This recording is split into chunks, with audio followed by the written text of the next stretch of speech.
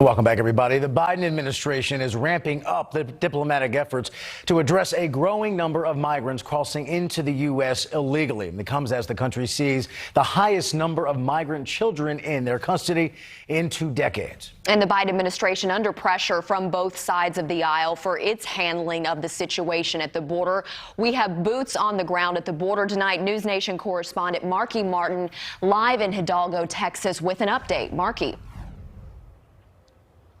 Yeah, good evening. Lots of updates today. And we'll start with this. Vice President Harris meeting virtually with the president of Guatemala in this virtual summit earlier this afternoon.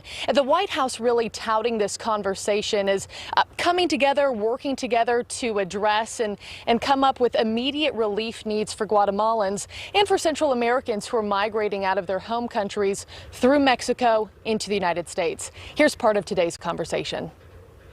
And we want to work with you to address both the acute causes as well as the root causes in a way that will bring hope to the people of Guatemala, that there will be an opportunity for them if they stay at home.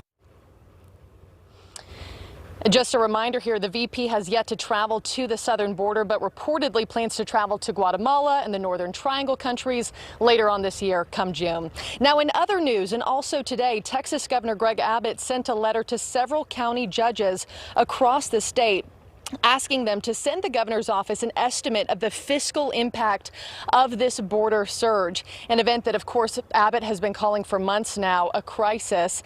And he's calling for that information to formally request the federal government reimburse these cities for those costs. Now, lastly, we are here, boots on the ground. We have gone from McAllen to Mission to now Hidalgo, Texas tonight to bring you a story for tomorrow evening on eminent domain. The Biden administration and the DOJ continuing to take land from local private landowners here to use for continued construction when it comes to the border wall. Here's a little preview of tomorrow night. This is what it's going to look like in this unfinished wall that we have over here. This is exactly how it's going to look like. So it's something ugly we have to look at, you know. And then another problem is the Border Patrol is going to control the entrance and exit to your property, to private property. And I noticed the back of your car, you have the Biden-Harris sticker. Yeah. No more border wall. Yeah. I assume you voted for them thinking that they would keep their Well, I would have promises? voted for them anyway, but now I don't know if I'll vote next election or not. You know, I might or might not. Because we're that upset at Joe Biden right now. Yeah, of course, he's better than Trump. And of course, the president has pledged time and time again to not continue this practice and to put an end to that. And we talked to Ray Cavazos today, whose family has owned land in this part of the state, specifically in Mission, Texas, for generations. And just within the last couple of weeks, the Department of Justice came in and has seized 6.5 acres from his family. So tomorrow night, we're going to hear from him, his reaction, and also other locals in the area who are dealing with the same thing or fearing the same thing as well.